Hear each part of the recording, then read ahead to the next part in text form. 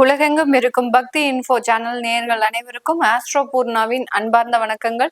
இன்னைக்கு நாம பார்க்கக்கூடிய சிறப்பு பதிவு சுக்கிரனுடைய பயிற்சி. சுக்கிரனாகப்பட்டவர் கும்ப ராசியிலிருந்து மீன ராசிக்கு உச்சம் பெற்று வரக்கூடிய மார்ச் மாதம் 2ஆம் தேதி பயிற்சி ஆகிறார். இந்த மீன ராசியில் உச்சம் பெறக்கூடிய இந்த சுக்கிரனாகப்பட்டவர் கிட்டத்தட்ட ஒரு 27 நாட்களுக்கு அந்த மீன ராசியில உச்சம் பெறார். இந்த 27 நாட்களும் ஒவ்வொரு ராசி என்பரும் பெறக்கூடிய மாற்றங்கள் பலன்களை பற்றி தான் இந்த பதிவுல நம்ம தெளிவா பார்க்க போறோம். இந்த சுக்கிரனாகப்பட்டவர் ஒவ்வொரு ராசி என்பர்களுக்கும் குறிப்பிட்ட ஒரு வருமானத்தை குறிக்கக்கூடிய ஒரு கால நேரமாக இருக்கும்.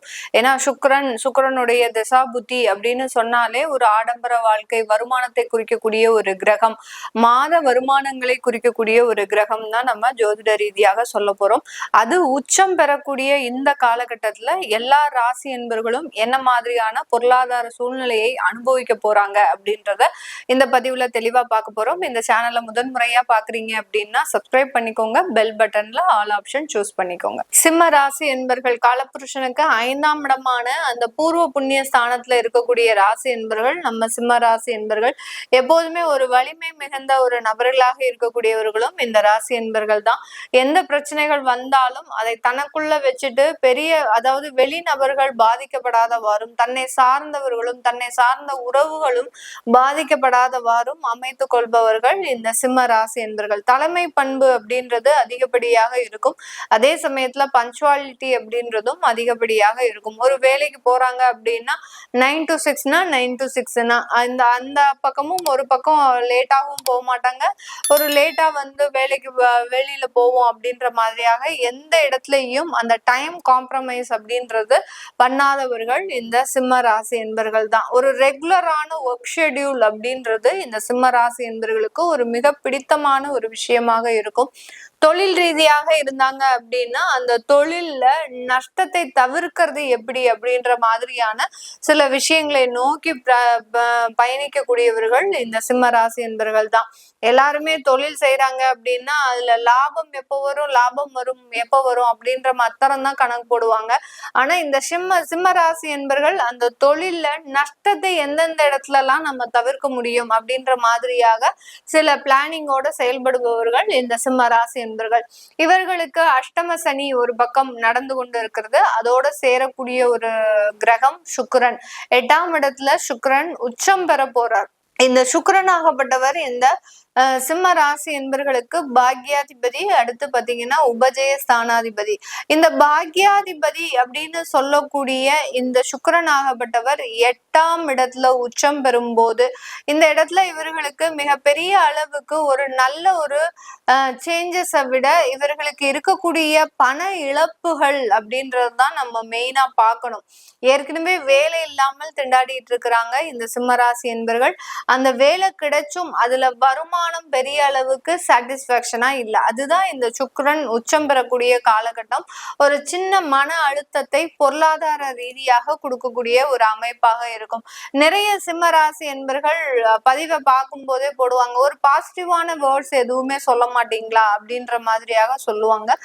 எல்லாத்துலயுமே பாசிட்டிவ் வேர்ட்ஸ் எதிர்பார்த்தோம் அப்படின்னா ஜோதிட ரீதியாக அப்படின்னு நம்ம சொல்லும் போது ப்ரிடிக்ஷன்ஸ் கரெக்டா இருக்கணும். நீங்க பாசிட்டிவா இருக்குது அப்படின்னா பாசிட்டிவா அனுபவிக்க போறீங்க, நெகட்டிவா இருக்கு அப்படின்னா நீங்க கொஞ்சம் ஜாக்கிரதையாக இருக்க போறீங்க. அததான் நம்ம இந்த இடத்துல ஒரு பதிவா சொல்றோம். அதனால சிம்ம ராசி என்பர்கள் உங்களுக்கு நெகட்டிவா எல்லாமே நடக்குது அப்படின்றத தாண்டி நீங்க எந்தெந்த இடத்துல ஒரு கவனமாக இருக்கணும் அப்படின்றதுதான் நம்ம பதிவுல பார்த்துட்டு இருக்கிறோம். அதனால இந்த சிம்ம ராசி என்பர்கள் பணம் சம்பந்தப்பட்ட விஷயத்துல அடுத்து பாத்தீங்கன்னா ஒரு புதிதாக வேலைக்கு சேர்ந்திருக்கிறீங்க, அங்க உங்களுக்கு பொருளாதார ரீதியாக பெரிய அளவுக்கு சாட்டிஸ்பாக்சனாக இல்லை, இன்கம் அளவுல உங்களுக்கு சாட்டிஸ்பாக்சன் இல்லை அப்படின்றவங்க கொஞ்சம் பொறுமையை கடைபிடிக்கணும். ஏன்னா 8ஆம் இடத்துலயும் சனி இருக்கிறதுனால வேலை பளு அதிகமாக இருக்கும். அதற்குண்டான வருமானம் அப்படின்றது உங்களுக்கு பல மடங்காக குறைவதற்குண்டான ஒரு அமைப்பாக தான் இந்த சுக்கிரன் உச்சம் இந்த சிம்ம ராசி என்பர்களுக்கு மிகப்பெரிய அளவுக்கு பொருளாதார ரீதியாக ஒரு மன உளைச்சலை கொடுக்கறதுக்குண்டான ஒரு தருணமாக இருக்கும். உங்களுடைய ராசியிலேயே கேது பகவான் இருக்கிறதுனால அந்த மன குழப்பம்ன்றது இந்த வருடம் முழுவதுமாக இருக்கும். ஏன்னா அந்த கேது பகவான் ஒன்ஸ் எப்போ உங்களுடைய ராசியிலிருந்து வெளியில போறாரோ அப்பதான் நீங்க சாதாரண இயல்பு நிலைக்கு வரக்கூடிய ஒரு சிம்மராசி என்பவர்களாக இருப்பீங்க. இந்த காலகட்டம் வேலை அப்படின்னு இருக்கக்கூடியவர்கள் வேலை இழப்புகள் இருக்குமா அப்படின்னு கேட்டீங்கன்னா வேலை இழப்புகள் இருக்காது. இருந்தாலுமே அதை மீட்டெடுக்கக்கூடிய ஒரு அமைப்புகளும் இந்த சிம்மராசி என்பவர்களுக்கு உண்டு. நிறைய சிம்மராசி என்பவர்கள் கடந்த காலத்துல உங்களுக்கு வேலை இல்லாமல் இருந்திருப்பாங்க. அதாவது அவர்களுடைய சுய ஜாதக தசாபுத்தியின் அடிப்படையில பாத்தீங்கன்னா ஒரு 8 மாதத்திற்கு மேலாக வேலை இல்லாமல்லாம் இருந்திருப்பாங்க. அவர்களுக்கு இப்போ இந்த காலகட்டம், இந்த சுக்கிரன் உச்சம் பெறக்கூடிய காலகட்டம் கண்டிப்பாக ஒரு வேலை வாய்ப்புகளை கொடுக்கும். உங்களுடைய இடம் மாற்றம் செய்துக்கிட்டீங்கன்னா உங்களுடைய இடத்தை மாற்றம் செஞ்சதுக்கு அப்புறம் அதற்குண்டான ஒரு வாய்ப்புகளை இந்த சிம்மராசி என்பர்களுக்கு கொடுக்கும். தொழில் ரீதியாக அப்படின்னு எடுத்துக்கும் போது இந்த இடத்துல இந்த சிம்மராசி என்பர்கள் கவனிக்க வேண்டிய ஒரு முக்கியமான விஷயம், பெண்கள் கிட்ட கடன் வாங்க கூடாது. பெண்கள் கிட்ட கடன் வாங்கினீங்க அப்படின்னா அந்த இடத்துல உங்களுக்கு அவமானம், தேவையில்லாத அசிங்கங்கள் ஏற்படக்கூடிய ஒரு அமைப்பாக தான் இந்த சிம்மராசி என்பர்களுக்கு இருக்கும். அதனால கடன் வாங்குறத பெரிய அளவுக்கு அவாய்ட் பண்ணணும் இந்த சிம்மராசி என்பர்கள். தொழில் ரீதியாக இருக்கக்கூடியவர்கள் அடுத்து பெண்கள் கிட்ட வாங்குறத ரொம்ப அவாய்ட் பண்ணணும். பெண்கள் கிட்ட வாங்கினீங்க அப்படின்னா தேவையில்லாத ஒரு பிரச்சனைகள் உறவுகள் ரீதியாக ஏற்படக்கூடிய ஒரு அமைப்பை கொடுக்கும்.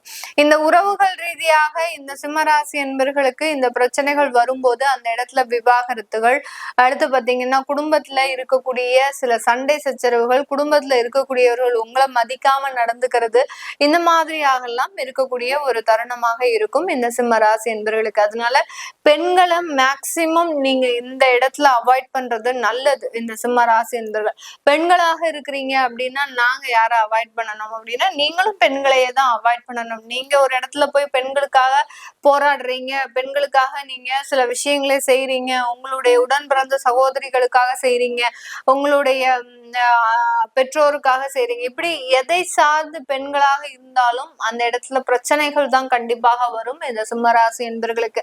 அதனால ரொம்ப கவனமாக இருக்கணும். ஆடம்பர செலவுகள்னால சில தேவையில்லாத கடன்களை உருவாக்கக்கூடிய ஒரு நேரமாக இந்த ராசி என்பர்களுக்கு இந்த காலகட்டம் இருக்கும். அதனால வீட்டுல ஒரு ஆடம்பர செலவுகளுக்காக ஒரு வாகனம் வாங்கி போடுறது, அடுத்து பாத்தீங்கன்னா செல்போன், விலை உயர்ந்த செல்போனு, லேப்டாப்பு, இந்த மாதிரியான விஷயத்துல எல்லாம் கொஞ்சம் கடன் சிக்கல்கள் ஏற்படக்கூடிய ஒரு டைமாக இருக்கும். உச்சம் பெறக்கூடிய அந்த சுக்கிரன் கிரெடிட் கார்டு சம்பந்தப்பட்ட சில நெருக்கடிகளை கொடுக்கறதுக்கு உண்டான ஒரு தருணமாக இருக்கும். ஏற்கனவே கிரெடிட் கார்டு கடன் வச்சிருக்கிறீங்க அப்படின்னா இந்த காலகட்டம் அதுல மேலும் ஒரு சில பிரச்சனைகளும், அடுத்து பாத்தீங்கன்னா புதிதாக கிரெடிட் கார்டு வாங்குறதுக்கு உண்டான சில வாய்ப்புகளும் வரக்கூடிய ஒரு அமைப்பாக இருக்கும். அதனால இந்த கிரெடிட் கார்டு அப்படின்ற பக்கம் நீங்க இன்னும் ஒரு வருடத்திற்கு தலை வச்சு படுக்க கூடாது. படுத்தீங்க அப்படின்னா அதனால சில பிரச்சனைகள் ஏற்படக்கூடிய ஒரு தருணமாக தான் இந்த ராசி என்பவர்களுக்கு இந்த சுக்கிரன் உச்சம் பெறக்கூடிய ஒரு காலகட்டம் ஒரு கொஞ்சம் வருமானத்துல சில சீர்கேடுகளையும், அடுத்து பாத்தீங்கன்னா தேவையில்லாத மனக்குழப்பங்களையும் கொடுக்கறதுக்கு உண்டான ஒரு தருணமாக இருக்கும். வெளிநாட்டுல இருக்கக்கூடியவர்கள் திரைமறைவாக சில ஆடம்பர செலவுகளை செய்யறதுக்கு உண்டான ஒரு தருணம்.